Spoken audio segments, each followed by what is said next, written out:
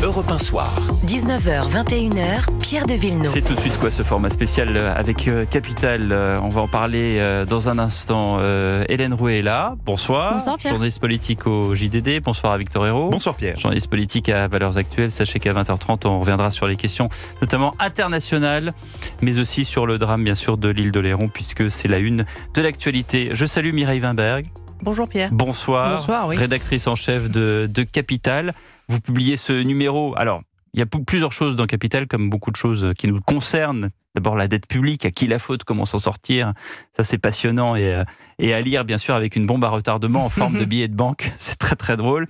Et puis, surtout, ce dossier spécial sur les retraites, parce qu'il y a beaucoup de gens qui se posent des questions sur les retraites, parce qu'il y a évidemment ce spectre de la suspension de la réforme des retraites. Alors, est-ce qu'il existe, Mireille, un moyen d'augmenter sa retraite en fin de carrière ? Et si oui, quels sont les moyens les plus efficaces ? Eh oui, ça existe. On imagine, on est assez fataliste que la pension est fixée comme ça et que quoi qu'on fasse, on aura toujours la même. Eh bien, c'est pas vrai. Vous pouvez obtenir de vos caisses de retraite plus que ce qu'il n'était prévu. Comment ? Il y a plusieurs dispositifs, effectivement, c'est en fin de carrière. Le premier, c'est la surcote. Pour ça, il y a plusieurs conditions. Il faut que vous ayez atteint votre âge légal de la retraite, que vous ayez tous vos trimestres pour partir à taux plein, et alors vous pourrez continuer à travailler. Alors là, évidemment, il faut que ce soit que vous soyez bien dans votre travail. Tout le monde ne peut pas surcoter. Et là, chaque fois que vous faites un trimestre de plus par rapport à votre âge légal et à vos trimestres nécessaires pour le taux plein, vous prenez 1,25 de hausse de votre retraite de base. Donc pour un an, ça fait 5% de plus. Si vous continuez un an, 10% de plus si vous continuez 2 ans, 15% de plus si vous continuez 3 ans. Je rappelle que pour les salariés, ça ne concerne que la retraite de base de la Sécu. Les salariés, vous savez, ils ont deux bouts. Le premier, le pilier, c'est la retraite de la Sécu. Le second, c'est l'Agirc-Arrco. Quand je parle de surcote, je parle de ce qu'il y a en dessous du pilier Sécu. Mais c'est quand même pas mal. Il n'y a pas de surcote à l'Agirc-Arrco au-dessus. Mais comme on continue à travailler, eh ben on continue à acquérir des points. Donc dans les deux cas, ça améliore votre retraite, c'est certain. Des questions d'auditeurs dans un instant avec des gens qui nous posent des questions, qui vous posent des questions. Mireille Wimberg, rédactrice en chef de Capital. La question que tout le monde se pose, c'est comment savoir à quelle retraite on aura droit ? Oui. Ça, c'est vraiment la question centrale. Alors, aujourd'hui, quand on regarde le rapport du Conseil d'orientation des retraites qui fait ça tous les ans, on voit qu'en général, quelqu'un qui est un non-cadre a en général une retraite qui équivaut à 75% de son dernier salaire et un cadre, c'est 50%. Donc, c'est pas joli. Bon, ça, c'est la première chose. Mais vous pouvez aller faire vos propres simulations. Il y a un site formidable qui s'appelle Info-Retraite, info-retraite. C'est un site quasi public. Les 42 régimes de retraite, eh oui, on en a 42 en France. On sont tous adhérents à ce exception dans le monde, les 42 régimes de retraite. Ça n'existe pas. Oui, non, ça c'est vraiment une spécificité tout à fait locale. On a toujours été très novateur dans ce genre de... Absolument. En matière de protection sociale, on est toujours très très fort. Moi, je me souviens de François Bayrou qui avait un jour dans une émission amené le code du travail suisse qui faisait à peu près une centaine de pages. Nous, notre code de travail, il en fait 1000. Exactement. Pardon, je vous ai coupé. Non, je ne sais plus ce qu'on disait du coup. Non, on disait que justement, on était dans la retraite. Donc, comment est-ce qu'on fait pour trouver ? Alors, voilà. on est sur ce site, et alors ce qui est merveilleux, c'est que ce site, il a vos propres données. Donc moi, quand j'y vais, vous mettez votre numéro fiscal, moi je mets mon numéro de la Sécu, et ça me donne mes données à moi, Mireille Wimberg. Donc j'ai quoi là-dedans ? On a les relevés de carrière. Ça veut dire qu'on a pour chaque année le nombre de trimestres que vous avez, les salaires que vous avez cumulés. Alors là, il faut regarder, vous vérifiez quand même qu'il n'y a pas d'anomalie. Alors ce qui est bien, c'est que sur ce site, quand il y a des anomalies, ça clignote. On vous les montre par année.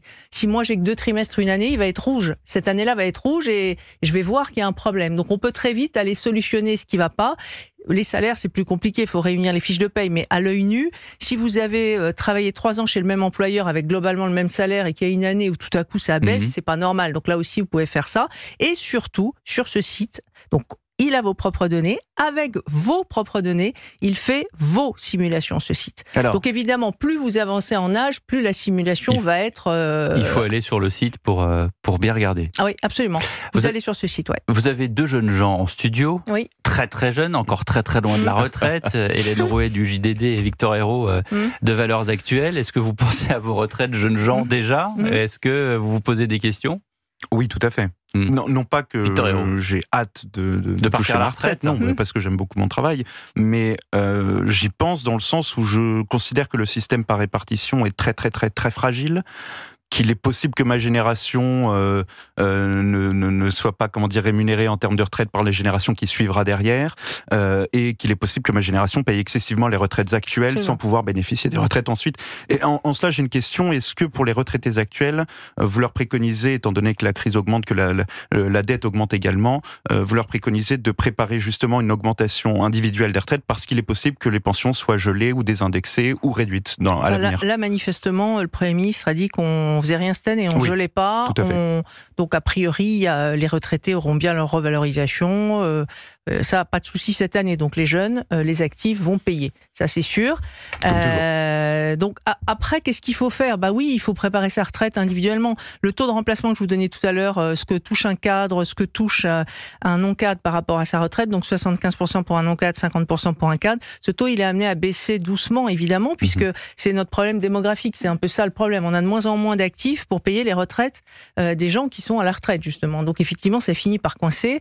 Et dans un système par répartition, on n'a pas 50 solutions. Soit on augmente les cotisations, on est déjà au maximum, on est à 28%. Soit on baisse les pensions chaque fois qu'on essaye de le faire, c'est la semi-révolution. Soit on augmente l'âge ou la durée de travail, en effet. Alors, sachant que...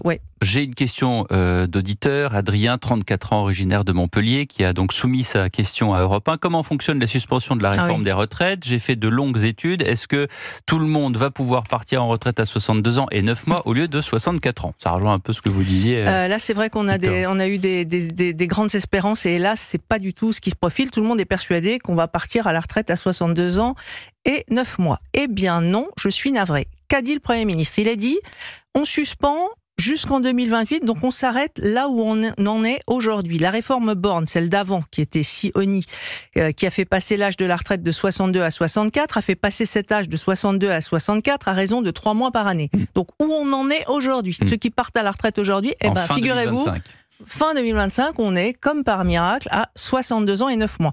Donc le Premier ministre dit, on est là, eh bien on s'arrête là. Or, qui est-ce qui part à 62 ans et 3 mois 62 ans et 9 mois, pardon. Ce sont les gens qui sont nés en 1963. Donc ceux-là, aujourd'hui, ils partent à 62 ans et 9 mois. Ne me regardez pas comme ça, je ne suis pas si vieux. Non, je n'ai pas dit ça, Pierre, voyons. Et donc là, alors, qui est-ce qui va partir à la retraite entre maintenant et 2028 ? Eh bien, c'est juste et seulement ceux qui sont nés en 1964. Donc ceux-là, les gens qui sont nés en 1964, devaient partir à la retraite à 63 ans, ils devaient prendre un trimestre de plus, eh bien non, ils pourront rester à 62 ans et 9 mois. Seulement les gens qui sont nés en 1964. Il y a une petite question sur ceux qui sont nés en 65, ça va être voté, tout ça, c'est dans le cadre du projet de loi de financement de la Sécu. Donc aujourd'hui, encore une fois, c'est seulement ceux en 64. D'après le texte du projet de loi de la Sécu, ceux qui sont nés en 65, ça repart. Ils reprennent 3 mois jusqu'à la génération née en 1969, où là, on arrive à 64 ans. Mais ça peut changer. Ce qu'on peut dire de manière à peu près certaine aux gens qui nous écoutent, si le budget est voté, ceux à 64 ans partiront à 3 mois de moins, 62 ans et 9 mois. Les autres, on ne sait pas trop.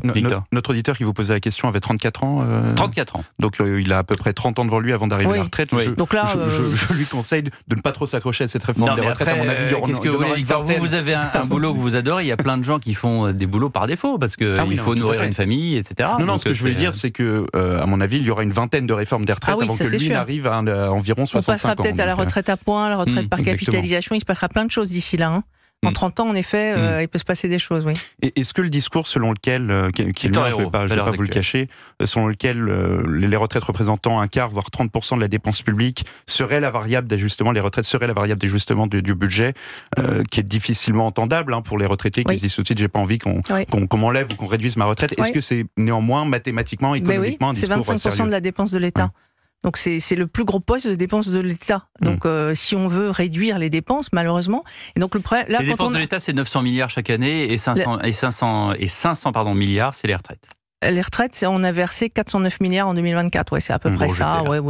À 100 milliards. Mais oui, non, mais il y a des petits dans les recoins. Parce que quand vous regardez le budget de l'éducation nationale, un tiers, c'est la retraite des anciens enseignants de l'éducation nationale qui ne sont pas comptés comme des dépenses de retraite. Alors, j'ai une question d'Andrea qui a 28 ans, qui est originaire de Marseille. Va-t-il y avoir de nouvelles mesures pour les femmes ? Andrea est une femme. J'ai dû arrêter de travailler pendant un certain temps pour mes enfants. Toutes les femmes vont-elles pouvoir profiter des améliorations proposées dans le budget de la Sécu ? Absolument, donc c'est toujours dans le budget de la Sécu, donc si c'est voté ça adviendra, sinon tant pis. Qu'est-ce qu'il y a prévu pour les femmes dans ce budget-là? Il y a une mesure qui est intéressante. Alors ça, c'est pour les salariés, celles qui ont ces deux, donc la Sécu d'un côté, le régime de retraite de la Sécu. On calcule votre retraite comment? On vous dit, vous toucherez 50% des salaires de vos 25 meilleures années. Donc on regarde pour les salariés les 25 meilleures années. Et là, on nous dit, pour les femmes qui ont eu un enfant, au lieu de regarder les 25 meilleurs, on prendra que les 24 meilleurs. Pour les femmes qui ont eu 2 enfants et plus, on prendra que les 23 meilleures années. Vous allez me dire, ça sert à quoi? Ça sert à ça, je vais vous expliquer. Quelqu'un qui a une carrière tout à fait linéaire, qui a le même salaire pendant 25 ans. Vous en enlevez 1 ou 2 des années, ça change rien. La moyenne est la même. En revanche, les femmes, les fameuses qui ont des carrières hachées, dont on nous a bassiné les oreilles avec la réforme Borne, ces fameuses carrières hachées, donc ce sont des femmes qui, pour élever leurs enfants, prennent des mi-temps, s'arrêtent, etc. Donc elles, dans leurs 25 meilleures années, il se peut qu'elles en aient des mauvaises. Donc on leur dit, si vous avez eu des enfants, on va vous enlever 1 ou 2 mauvaises années. Donc ça, la moyenne du coût de leur revenu va être plus haute, et donc elles vont avoir une retraite plus élevée. Mais le gouvernement considère qu'à peu près 50% des femmes seront touchées et auront une amélioration de leur retraite avec cette disposition, qui est une bonne disposition, mais encore une fois, qui ne concerne que les salariés, puisque je le rappelle, les femmes fonctionnaires, elles, touchent 75% des 6 derniers mois. Donc là, pas du tout de 25 meilleures années chez les fonctionnaires, c'est les 6 derniers mois. Donc elles sont pas concernées. Là, on parle de la retraite des salariés femmes. La grande question, c'est aujourd'hui, quand on a l'âge de Victor ou d'Hélène ou environ 30 ans, est-ce que il faut commencer à épargner? Est-ce qu'il faut se faire le fameux plan d'épargne retraite? Est-ce qu'il faut capitaliser soi-même en se disant que c'est pas sûr que ce soit aussi bien que pour nos parents ou nos grands-parents? Oui, c'est un peu désespérant de se dire qu'à 30 ans, il faut commencer à épargner pour sa retraite. Alors, vous n'êtes pas obligé de vous dire que c'est nécessairement pour la retraite.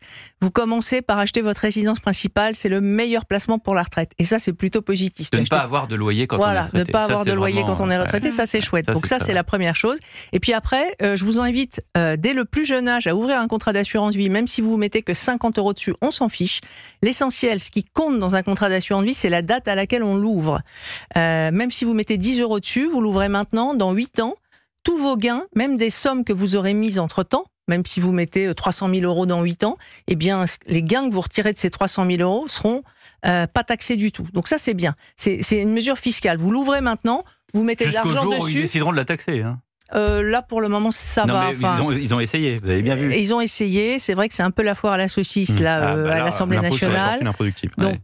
Je vais citer Mathieu Bock-Côté qui dit toujours s'il pouvait taxer les impôts, il le ferait. Oui, absolument.